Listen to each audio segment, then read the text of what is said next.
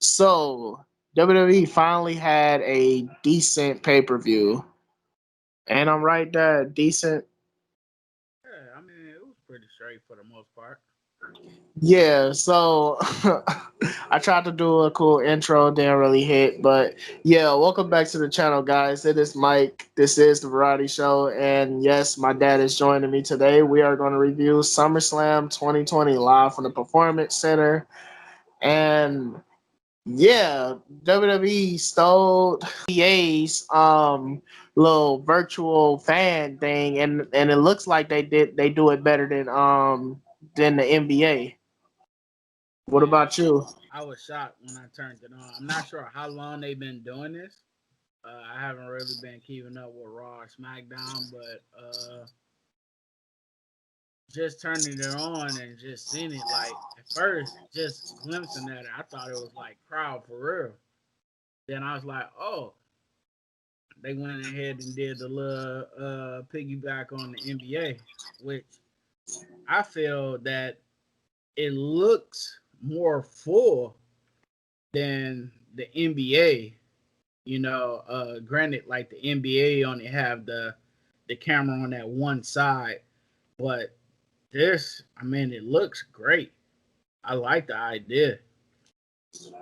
Yeah, definitely. And it was a shock for me when I first saw it. The crowd was definitely hype, and it was refreshing to hear a crowd, and besides having like just people that work for WWE cheering on the match. But you got to do the best that you can do during these times, and I thought the crowd really added to the show this to SummerSlam, and it was a pretty good show overall. SummerSlam was a pretty good show, Yeah, I mean, they and did a good job feeding in that noise as well. yes, they definitely did. Like it actually sound like it sounded like a SmackDown or Raw. Like it wasn't as loud as like a stadium or something like that, but it was still loud, which I love. It was definitely great. I just love it. Also, they really came to work. The workers really came to work. We had the women stole the show. Rey Mysterio's son, Dominik, stole the show. And also we had Roman Reigns return, and I actually that actually caught me by surprise because I didn't think he was gonna return because first he beat cancer, and plus I thought that he quit after when the pandemic hit. I thought he didn't want to wrestle during these conditions. So yeah, great to see him back, I guess. And yeah, so where do you want to start? You want to start from the beginning, or you want to just jump around? It don't matter. We could jump around. I mean, I didn't watch the pre-show. I was watching your other the other show that you had on YouTube. So if you all didn't see Mick's video on what was it called? What's the little movie called? Um, Indictment. yeah, Indictment. Who was Yeah, Jonathan Carter? Don't yeah. watch the movie. Watch my review. I mean, I leave my thoughts about it, but uh, Go ahead. let's go 30 ahead. seconds. 30 seconds, bro. What you think of it? It's 4 minutes. What you think of the movie? I get what you were saying in your video, but they did have some spots where I thought it was interesting, and it kind of left you like confused. Like, is he really the man, or is the other dude the man?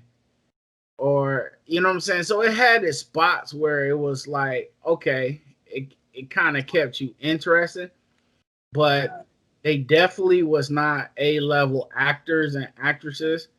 And I get what you're saying, you get a Detroit vibe, but then some aspects I'm like, nah, that's not Detroit. That's not how we say things. But I wouldn't give it. I give it like a maybe a two. Mm. a 2.5, just because it had its moments where I felt like, okay, I'm intrigued, but then it didn't give me any more. Once I kind of like got excited about it, and then it just cut and went to a whole different scene, and like I'm like, hold on, you're not gonna elaborate on that. So I did understand what you said, but go see it, check it out, and give us your opinion.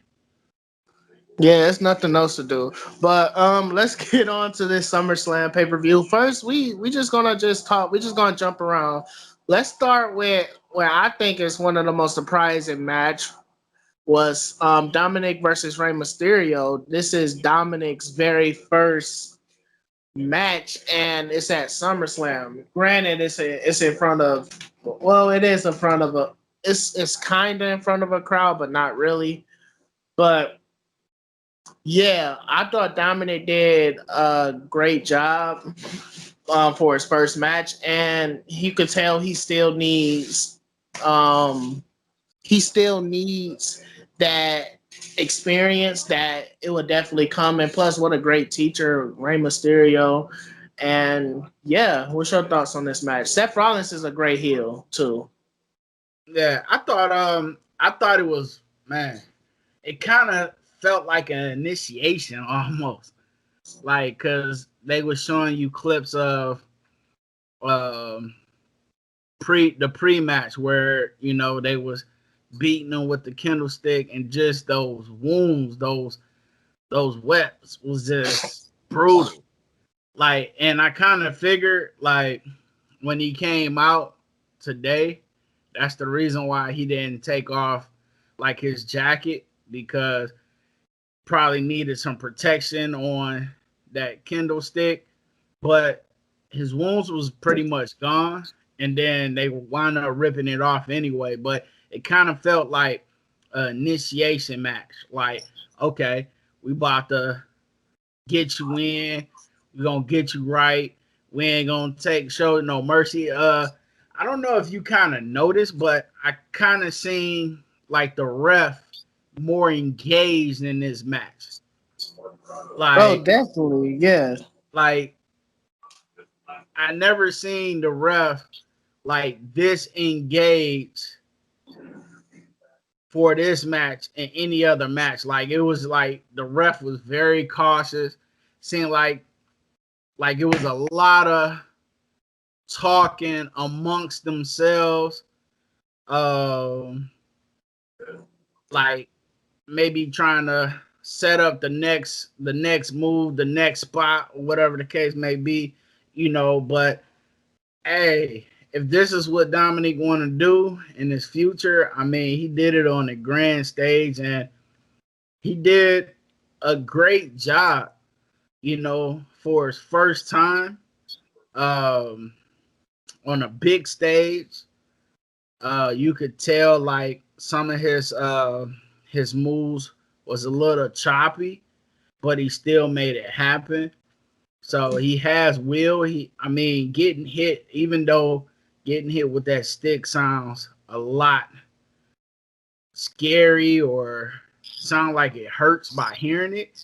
And then press the bruises don't make it any better. But he took all those shots. I mean, he did a wonderful job. Yeah, and just the facials was pretty good. Not a lot Well, he to, did he did he did a great job with that when it was the Ray and Eddie. yeah. You know what I'm saying? Like, I don't think he's gonna be outspoken though. You know what I'm saying? So I'm not sure how far he can go. You talk about Sometimes, when it comes to his promo skills, right? yeah. So he seems like he's more quiet and laid back and stuff. And it seems like the guys that really make it far, it's kind of boisterous. So I don't know. We'll see. Still Well, early to look at say. Rey Mysterio. Rey Mysterio is not a good promo neither. So yeah, and it's crazy how we was talking off air. It's crazy how bigger and taller Dominic is. in front of Rey Mysterio. If you Big, go big on difference. like if you go on Rey Mysterio's Instagram, he had a picture of him picking up Dominic when Dominic was a little kid. And then he got a picture. Then the next picture is of Dominic picking up Ray. Yeah, I can say it. Like it's definitely a huge difference in height. Definitely, big time. Yeah, He gonna need a new outfit because if he gonna try to wear that hoodie vest again, it seemed like it just kept getting in his way. So he might need to rethink that. It looks cool, but he yeah. needs to do something with that. You think Ray gonna give him the mask? I mean, I don't really know the whole history of that. I mean, we know who he is. Like, I mean, did Ray? You talk about the history of the Rey Mysterio mask or just the history of luchador masks in general? Yeah, I mean both. Like I don't know if we ever seen like Ray without his mask. We have WCW. I mean, so I don't know. I don't know how they gonna run that. I could see maybe down the road it might happen, but I don't know. So pretty much like how masks go, when like the whoever the father might pass his mask down to his son, and also Rey Mysterio, he got the mask and also the name Rey Mysterio, which you speak Spanish, so King of Mystery. So what that stands for? Well, the Rey Mysterio Senior originally gave him. Rey Mysterio uncle gave Rey Mysterio the mask. So who knows? Maybe Dominic might take the mask. I don't know. But let's talk about the first match of the actual show: Asuka versus Bailey for the SmackDown Women's Champion. And I thought this was a pretty good. I thought that was a pretty good match. Asuka, even though I like the fact that it told the story, and then also they used certain elements of the first match of that match and the Sasha versus Asuka match too, which we'll get to later. But I thought the first match was a very good. I thought it was a good match. What about you? I came in on the tail end of it. Okay. Um, like I always find myself seeing Sasha always assisting Bailey like a lot. Like Hmm. I kind of wonder if, and you and I we spoke about this in one of the videos. Like I know I have a feeling that the the team of Sasha and Bailey is gonna end soon. Like I just find that Sasha is always helping, assisting Bailey, and I don't think Bailey can actually do well without Sasha in the corner. Yeah. See, when it comes to like the split of that tag team, I don't even care anymore because they tease it so many times, and when you tease something so many times, the fans are eventually going to stop caring. It happened in ECW with Paul Heyman booking. It happened with the end of the SmackDown 6. And I think it's happening again. Like eventually they need to blow off the angle, have Sasha turn on Bailey. I actually thought it should have been today. It should It have, really like, it should cause have been today. cause Sasha Matt, like you clearly see Bailey didn't want no smoke. She didn't want to really help, and she moved out the way and caused her match. So you could see that look on Sasha, like, man, like really, where was you at? You know what I'm saying? Why you didn't have my back? So I would have thought that it would have went down tonight, but I guess we live for tomorrow, huh? I guess. So okay, we was talking about it. I think Sasha and Oscar was the best match. between the two matches. I like the last match better. What you think? Yeah, I agree with you on that. And I mean, give it up to Oscar just fighting twice. Like, come on, man. Like, Yeah, I don't like Vince. Like, what in the heck you think I am? You know, like, give it up to Oscar. She deserved it. I mean, fighting twice tonight. Like, not rarely you see that. So big up not to. anymore. Yeah, especially in the women's match. But let's talk about well, Becky did it. But let's talk about the no disqualification. Loser leaves WWE. Mandy Rose versus Sonya Deville. Um, I didn't really care for this match. I thought this was the weekend one of the weaker matches on the show. Yeah, I'm with you because I can't even remember the match. So it did it didn't even catch my eye. Um, so yeah, trash. All right, let's go with the Raw Tag Team match: the Street Fight Profits versus Andrade and Angel Garza. You already said my piece on the Street Profits. I think they need to get better in the ring because, especially, what's the dude that's date? I forgot the Marine, whatever his name is. He was a Marine and he's dating Bianca, but well, married to Bianca Belair. He and specifically is definitely a bad worker, and it's been shows where Seth Rollins went against him, and you can tell that Seth Rollins was getting frustrated with this dude because, geez, he misses spots, he misses spots, and then he hurt himself. Like he did a spring board off the like to the outside of the ring. He jumped way over the way over the other guys and landed on his back. Like this dude is dangerous, like legit dangerous. Uh, But I thought it was a decent tag team match.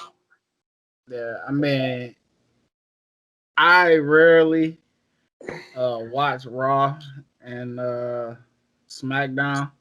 So like when I seen them coming, like I'm like, dang, that ain't New Day. Who is these cats? No, So no. I mean, like They I are really very didn't know. entertaining though. They are very entertaining. The Street Fight Profits are definitely entertaining. Yeah, I mean, this match really didn't catch my eye either. I was more so trying to figure out the what was it, the retribution, What you mean the retribution? the group that's in the black that was destroying the arena and stuff. Like they flashed back to that, so I was just trying to figure out what was going on with that. I mean, I haven't been watching Raw or SmackDown either, so that's something that I have to look up on. But let's go on to Randy Orton versus Drew McIntyre. I thought it was a good match. Yeah, I did too. I thought it was a very good match. I'm not sure if both of them accidentally cut themselves or was it intentional, but we seen a little blood, and then I thought it was funny the ref quickly put on them gloves. Yeah, definitely. And that's one thing that's cool. Like at least we see blood still. Even though I don't know how safe it is for blood when it comes to the COVID. Well, probably is safe. Who knows?